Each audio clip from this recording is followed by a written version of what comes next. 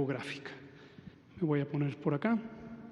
Como hemos dicho también en otras ocasiones, es importante que la ciudadanía, que el pueblo tenga la información a su alcance. Esta es una información técnica, científica, que utilizamos quienes somos especialistas en epidemiología, pero es importante que la población sepa directamente cuál es la lógica, por qué estamos haciendo las cosas.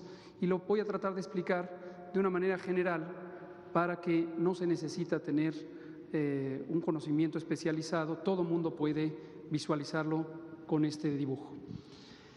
Explico primero el dibujo. El dibujo le llamamos curva epidémica, y lo digo también porque usted a lo mejor se lo va a empezar a topar en los medios de comunicación, en los periódicos, en las revistas, en los semanarios, en la televisión. Curva epidémica es un dibujo que utilizamos los epidemiólogos para representar cómo van ocurriendo las cosas, en este caso, cómo van presentándose casos de enfermedad en el tiempo, a lo largo del tiempo. Y la curva entonces tiene esta línea de abajo que representa los días que van pasando a partir de que empieza una epidemia. Aquí empieza la epidemia y es un día, 2 días, 3 días, 4 días, etcétera. Todos los días que puede durar una epidemia. Y en esta otra línea, y eso es la altura que tienen estas curvas que parecen montañas, es la cantidad de casos que se van registrando de una enfermedad. Se ven como montañas porque es exactamente, imaginen ustedes, quien no tenga ninguna familiaridad con estos dibujos, estas gráficas, es exactamente como si pensáramos en una montaña. Yo tengo ahí una zona donde le voy a echar tierra, le echo una palada de tierra y se ve un pequeño montoncito. Le echo 2 paladas de tierra y se ve un montoncito más grande. Le echo 3 paladas de tierra y tengo un montoncito más grande. Hasta que puedo tener un montón muy grande. Así de simple es este dibujo y eso es lo que representa. Solo que en lugar de tierra son casos que van ocurriendo y que los registramos en el sistema de vigilancia epidemiológica, en el sistema de salud. Por ejemplo, ahorita que empezó la epidemia, tenemos 7 casos confirmados. Son muy poquitos, están por aquí. Si más adelante en la epidemia tuviéramos 200 casos, a lo mejor estamos por aquí, es más adelante en la epidemia y son más casos. Y estaríamos por aquí y es el tamaño de la montaña. Si más adelante tuviéramos miles de casos, es más adelante en el tiempo, muchos días después, y tenemos muchos casos. El tamaño de estas curvas, exactamente estas, no es lo que está ocurriendo con el coronavirus en México, que quede claro. Son unos dibujos de lo que podría pasar en cualquier epidemia de cualquier enfermedad. Entonces, ¿por qué se usan estas medidas que se llaman de mitigación comunitaria? Mitigación quiere decir reducir, disminuir, en este caso, el daño que causa una epidemia. Y las medidas de mitigación son una serie de decisiones, de intervenciones que controla o programa o planea la autoridad sanitaria, la Secretaría de Salud, para que la sociedad tome decisiones sobre cómo protegerse. Las medidas de mitigación pueden incluir decidir que se necesita cerrar las escuelas o decidir que no se pueden hacer conciertos públicos, como el que está ahorita mismo en el Zócalo, o que en el transporte solo ciertas rutas deben operar y no otras, porque las rutas que no deben operar son las que llevan a los sitios de mucha transmisión. Por poner ejemplos, no estoy diciendo que son exactamente las que se van a seguir. Y definitivamente dejo muy en claro que hasta hoy que es 7 de marzo y que tenemos 7 casos, en este momento ninguna de estas medidas está en vigor. Ninguna de estas medidas ha sido recomendada por la Secretaría de Salud, porque en México, en el territorio mexicano, tenemos muy poquitos casos. Estamos al inicio de la epidemia. En las curvas se ve esta curva morada, que es lo que pasaría si no se hace nada. Si no se hace nada, hay un caso que contagia a 3, a esos 3 cada uno contagia a otros 9 y así esos 9 contagian y ya hay 27, etcétera. Y entonces se van acumulando a lo largo de los días y vamos a tener en un punto muchos casos al mismo tiempo. No queremos tener muchos casos al mismo tiempo, porque si tenemos muchos casos al mismo tiempo, lo que va a pasar es que se van a llenar los hospitales y entonces no va a haber suficientes camas de hospital para atender a muchas personas al mismo tiempo. Y esta es la primera intervención o lo que se busca con las intervenciones de mitigación: disminuir la altura de esta curva, de esta montaña que representa la cantidad de casos que se presentan. Y quisiéramos tener una montañita pequeñita como esta. Entonces vean ustedes que esta es una montaña pequeñita donde se acumularon pocos casos. Y aquí hay muchos casos si no se hace nada, y aquí hay pocos casos en cada momento si sí se hacen acciones. Entonces el primer objetivo, la primera intención es que no se junten todos los casos. La segunda razón por la que se hacen las medidas de mitigación es retrasar lo más posible la ocurrencia de la epidemia. Y es lo que representa esta flecha. Lo que primero expliqué es cómo se reduce la cantidad de casos. Y lo segundo es esto, que es que se tarde lo más posible. Vean ustedes cómo la punta de esta montaña, la punta de esta curva epidémica está aquí, y en cambio, en lo que pasaría si sí se hacen las intervenciones, estaría más adelante. ¿Por qué es importante esto? Porque cuanto más se retrase, más oportunidad tenemos de que en otras partes del mundo empiece a disminuir la epidemia y tengamos menos casos que se importan a México, que llegan y se convierten en fuentes de contagio. Entonces queremos retrasarlo lo más posible. Y la tercera es el tamaño de la montaña. No solo qué tan alta está la montaña, sino todo el tamaño de la montaña. Esta montaña morada, esta curva epidémica, es más grande, esta es la que ocurriría si no se hace nada, es más grande que esta montaña gris, esta curva epidémica, con las medidas de mitigación. Estos son los 3 principios básicos de lo que se busca con la mitigación. En la siguiente diapositiva, lo que vamos a ver ahora sí es lo que hemos estimado, hemos calculado, usando ciertos métodos de matemáticas, epidemiología matemática, como se llama esto, para lo que podría ocurrir en México.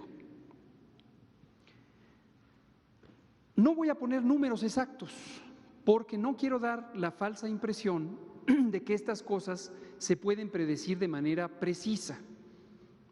Hay gente, y me parece legítimo, que tiene la expectativa de que se puede predecir como si fuera una predicción mágica, como si fuera una bola de cristal y se puede decir, va a haber este número exacto de casos.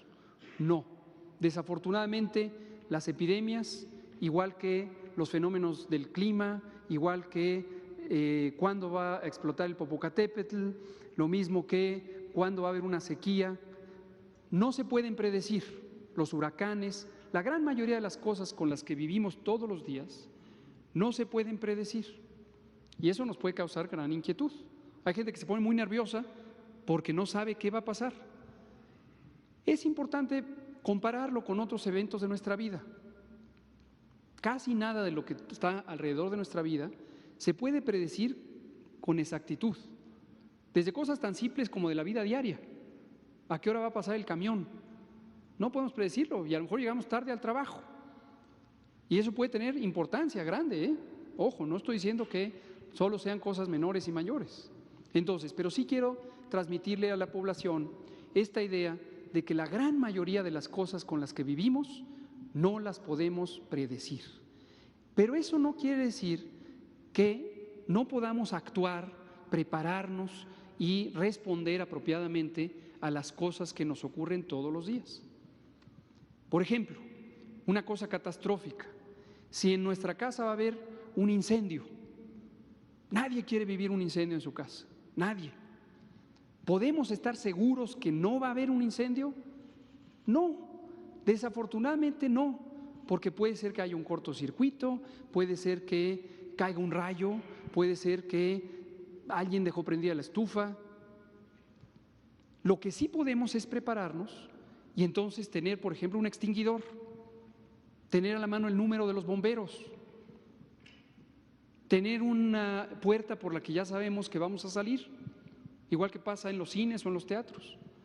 Y eso lo que nos va a permitir es disminuir los daños que se causen si ocurre un fenómeno que no se puede predecir.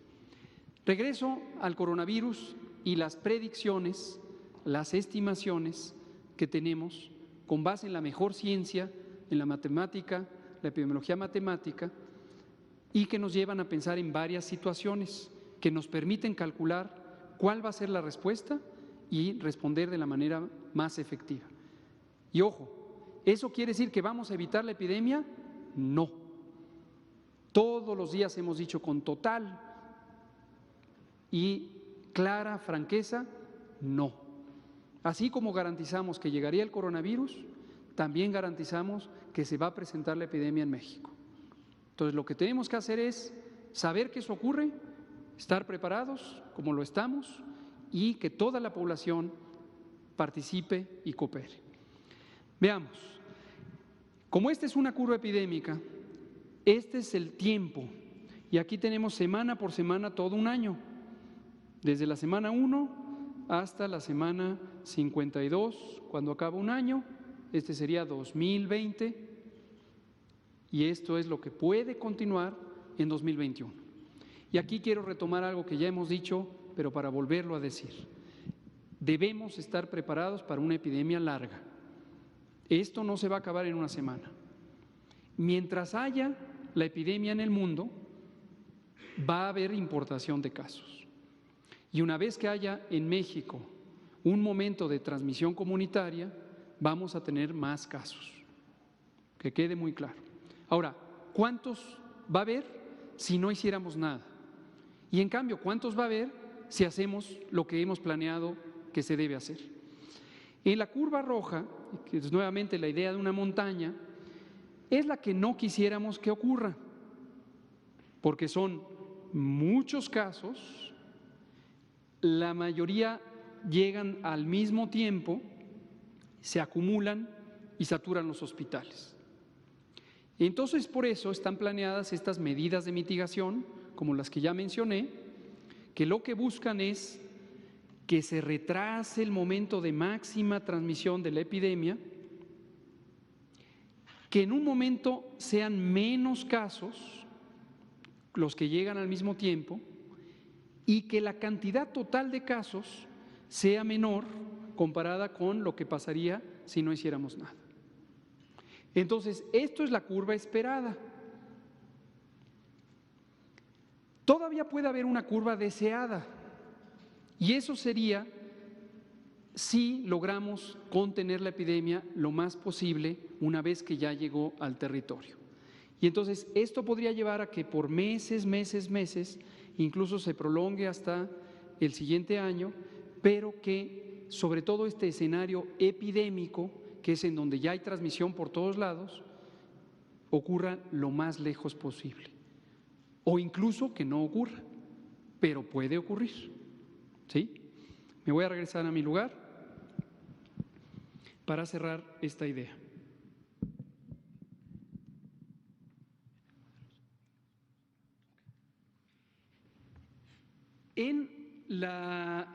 Desde el inicio hablamos de dos palabras técnicas, pero que explicamos de qué se tratan. Mitigación, que es disminuir los efectos negativos de una epidemia, y contención, que quiere decir detener la transmisión del virus. Y hemos visto que varias comunicadoras y comunicadores, varios medios, varios periodistas, hoy mismo hay un semanario de información y análisis que vuelve a sacar la misma historia y dice que nos estamos confiando demasiado con este coronavirus. Quiero decirles que no. Si nos confiáramos, no estaríamos trabajando prácticamente 24 horas al día en esto desde el 3 de enero y no habríamos sido el primer país, como lo reconoció la Organización Panamericana de la Salud, el primer país que empezó a actuar desde que la epidemia estaba en China. Y ha habido confusión sobre si México usa un protocolo de mitigación o usa uno de contención y que no le estamos haciendo caso a la OMS. Esto es una distorsión de la información, no nos causa ninguna ofensa, pensamos que quizá es que todavía no ha quedado claro y lo volvemos a explicar. La idea de mitigación, ya la expliqué, es retrasar lo más posible, que haya menos casos y que no se junten al mismo tiempo. Pero toma como idea que no se puede evitar el traspaso del virus. La idea de contención es que el virus se detenga, que no pase de un lugar a otro. No quiere decir que es una o la otra. Cuando hablamos de qué protocolo utiliza México, qué abordaje, como le hemos llamado, es que la mayoría de las acciones están encaminadas a disminuir los impactos. Porque México, al igual que la enorme mayoría de países, no tiene aspiración alguna de que el virus se va a detener en la frontera. Las fronteras son para humanos y las fronteras son geográficas y políticas, pero los virus no tienen pasaporte ni visa. Los virus se transmiten junto con las personas, en algunos casos como el coronavirus, a veces por insectos, como ocurre con el dengue. Pero, a fin de cuentas, es tan amplia la movilidad de las personas que es imposible evitar que en algún momento el virus pase. Entonces, se asume que el virus va a pasar. Pero además, el manejo de una epidemia, el control y la prevención de una epidemia no son solamente un asunto de salud. La epidemia es un fenómeno social y la sociedad vive, trabaja, va a la escuela, tiene actividades recreativas y no se puede mantener a una población por demasiado tiempo fuera de sus actividades normales, porque alguien tiene que educar a los hijos, alguien tiene que fabricar la comida, alguien tiene que operar las fábricas, alguien tiene que cultivar los campos, alguien tiene que curar a las personas en los hospitales, alguien tiene que gobernar. Si detuviéramos la vida en forma absoluta, que nadie salga de su casa, teóricamente podríamos evitar que el virus se propague a cualquier lado, pero tendría consecuencias muy graves, porque al poco tiempo los servicios no funcionarían, no habría comida, no habría escuelas, no habría nada. Entonces, el manejar una epidemia es en condiciones reales, y esa realidad es la que se tiene que tomar en cuenta. Entonces, cierro diciendo, no se confundan cuando hemos dicho que el protocolo fundamental de México, al igual que la mayoría del mundo, siguiendo las recomendaciones de la Organización Mundial de la Salud, es mitigación. Eso no quiere decir que ciertas actividades están encaminadas a la contención, al retener el virus. Y precisamente lo que estamos haciendo desde que el virus llegó a México hace un poco más de una semana es contener al virus. ¿Dónde? Que no se propague a partir de un caso a sus contactos y que si esos contactos llegaron a infectarse, que ellos no propaguen todavía más. Entonces, las tres actividades que hemos dicho todos los días son detectar a los contactos lo más pronto posible, porque tienen síntomas, fiebre, tos, dolor de garganta, estornudos, dolor de cuerpo, y además tienen el antecedente de haber viajado a uno de los países donde hay mucha transmisión. Y eso nos permite decir, este es un caso sospechoso, y hacerle la prueba de laboratorio, que es una prueba especializada. Esto lo estamos haciendo generalmente en 24 horas o menos. Y lo que nos permite es después ir a buscar a los contactos y además dejar a la persona enferma en un aislamiento en condiciones que no esté interactuando, que no esté cercana de otras personas. Y eso rompe o quita la transmisión de una persona a otra. Y hasta ahorita lo hemos logrado de manera muy efectiva con los casos que se han detectado hemos estudiado a todos los contactos, en su enorme mayoría han sido negativos, excepto uno, que fue precisamente la persona que estuvo enferma en Chiapas y que la descubrimos no porque se haya reportado enferma, casi no tenía síntomas, sino porque era el contacto de la persona que estaba enferma en Torreón. Fíjense ustedes. Entonces, hay actividades de contención, las hemos hecho desde el principio, pero la idea general es de mitigación. Y cierro diciendo, lo que no se puede contener es en las fronteras. La expectativa de que vamos a cerrar vuelos, fronteras, buques, cruceros, no es ni útil, es muy adversa, causa mucho daño a la vida pública y al final de cuentas representa un esfuerzo enorme para tener el desenlace más probable, que es que el virus llegue por algún lado. Entonces estamos enfocados en lo que debemos estar, en lo que la ciencia de la salud ha probado resultados. Gracias. Pasamos entonces a la doctora Letze de la Torre. Le pido que ahora nos comente sobre este otro tema. Necesitamos insumos adicionales y equipamiento adicional. Dejo en claro también, porque sé que esto causa confusión, ¿entonces no tenían los insumos? Pues no, porque los insumos son no los básicos, que sí los tenemos. Lo que no hay es para una situación extraordinaria. Y a veces hay la fantasía de decir, pues deberían tenerlos ahí listos para cuando se ofrezca. Y esa es la famosa reserva estratégica. No, desde hace muchos años esto se revisó en el contexto mundial y se encontró que si uno hace eso, los insumos se deterioran, los equipos empiezan a dejar de funcionar y se desperdicia el dinero y no se tiene en el momento oportuno. Porque las epidemias, como dije al inicio, no se pueden programar, no se pueden predecir. Entonces, lo que se hace es que se tienen ciertos protocolos para poder hacer una adquisición rápida de los insumos y ponerlos a disposición.